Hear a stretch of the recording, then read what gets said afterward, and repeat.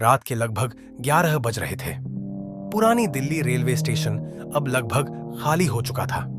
अमित, जो कि रेलवे में टीसी की नौकरी करता था, अपनी ड्यूटी पूरी कर चुका था। वह थका हुआ था और बस घर जाकर आराम करना चाहता था। प्लेटफॉर्म से बाहर की ओर बढ़ ही रहा था कि अचानक पीछे से ट्रेन के आने की आवाज सुनाई दी। अमित ने चौंक कर पीछे मुड़कर देखा। एक ट्रेन प्लेटफॉर्म पर आकर रुकी थी। हैरानी की बात यह थी कि न तो कोई घोषणा हुई थी और न ही ट्रेन पर कोई नाम या नंबर लिखा हुआ था। प्लेटफॉर्म पर कोई यात्री नहीं उतरा, न कोई चढ़ा। ट्रेन बिल्कुल खामोश खड़ी थी। वह धीरे धीरे ट्रेन के एक ऐसी कोच में चढ़ गया। सभी बर्थ पर लोग सफेद चादर ओढ़े सोए हुए थे। लेकिन तभी अचानक ट्रेन चल पड़ी। अमित घबरा गया। वह तेजी से दरवाजे की ओर भागा, लेकिन ट्रेन की रफ्तार पल भर में ही बहुत तेज हो चुकी थी। अब उतरना नामुमकिन था। ट्रेन के अंदर अजीब सन्नाटा था। अमित ने आसपास बैठे लोगों को जगाने की कोशिश की।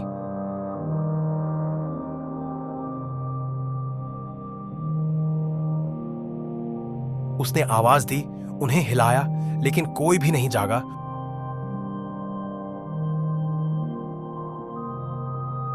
उसी समय उसके मोबाइल की घंटी बजी। Call station master Sharma ji का था।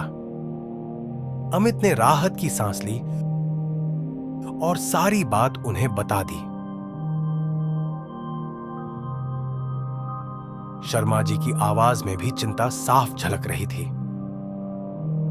ऐसी किसी ट्रेन का जिक्र नहीं है। अमित को कहा गया कि अगले स्टेशन पर उतरने की कोशिश करें। लेकिन जब स्टेशन आया, ट्रेन बिना रुके निकल गई। चेन खींचने पर भी कुछ नहीं हुआ। अब अमित का डर बढ़ता जा रहा था। तभी टॉयलेट की तरफ से किसी चीज के गिरने की आवाज आई। अमित डरते डरते उधर गया।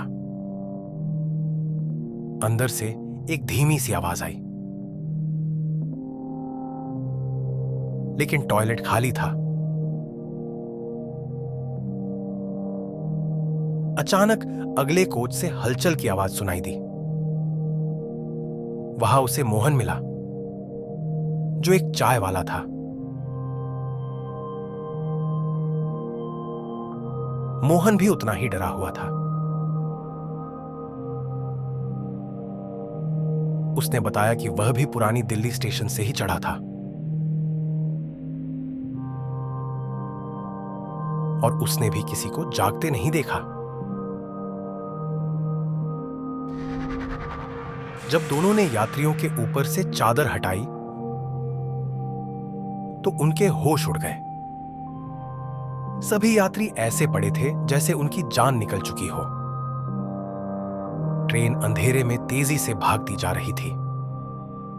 अमित अब पूरी तरह घबरा चुका था और स्टेशन मास्टर शर्मा जी को कॉल लगाया। सोए हुए लोग, बेजान शरीर और अजीब तरह से भागती हुई ट्रेन। मोहन ने चाय बनाई।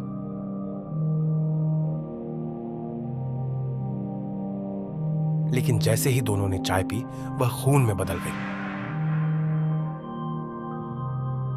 यह देखकर दोनों की हालत खराब हो गई। दोनों एक खाली लोअर बर्थ पर बैठ गए। तभी खिड़की पर किसी के खटखटाने की आवाज आई। बाहर घना अंधेरा था, लेकिन खिड़की पर खून से सने 2 हाथ दिखाई दिए।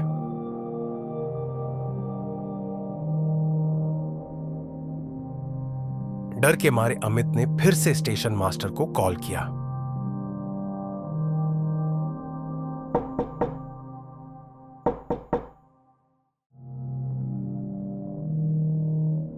एक स्टेशन पर उतरने पर पता चला कि वह स्टेशन दशकों पहले बंद हो चुका था। शर्मा जी ने ट्रेन के रंग के बारे में पूछा।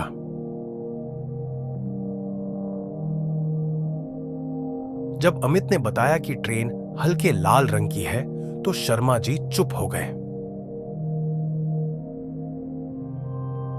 उन्होंने बताया कि इस रंग की ट्रेन सालों पहले बंद हो चुकी थी।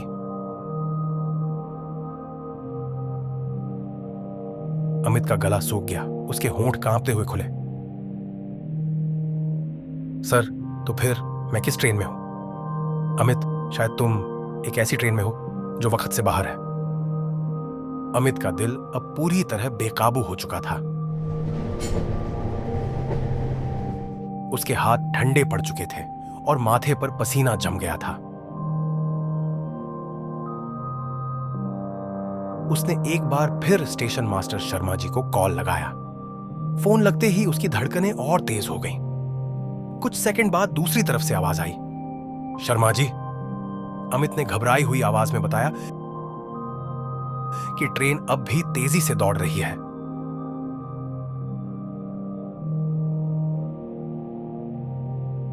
कोई स्टेशन पहचान में नहीं आ रहा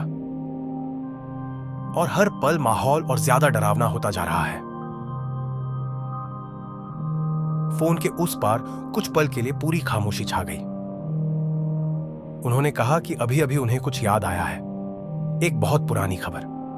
उन्होंने बताया कि सालों पहले इसी रूट पर एक ट्रेन में भयानक आग लग गई थी। ट्रेन पूरी तरह जल गई थी। डिब्बों में फंसे लोग बच नहीं पाए थे। शर्मा जी ने आगे कहा कि वह हादसा जिस स्टेशन के पास हुआ था, वह जगह बरेली के आसपास थी। यह सुनते ही अमित के पैरों तले जमीन खिसक गई। उसके दिमाग में अब तक की सारी घटनाएं एक एक करके जुड़ने लगीं। अजीब ट्रेन, सोए हुए लोग, बेजान शरीर, खून में बदलती चाय और अब आग की खबर।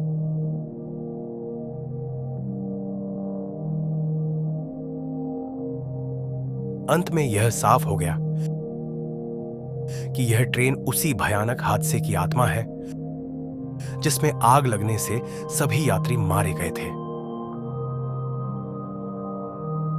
ट्रेन के अंदर चीखें गूंजने लगी। आग फैलती चली आई। अमित और मोहन एक दूसरे को पकड़कर खड़े रह गए। उनके पास बचने का कोई रास्ता नहीं था। आग ने उन्हें घेर लिया और इस तरह उस रहस्यमयी ट्रेन के साथ उनका भी आखिरी सफर पूरा हो गया।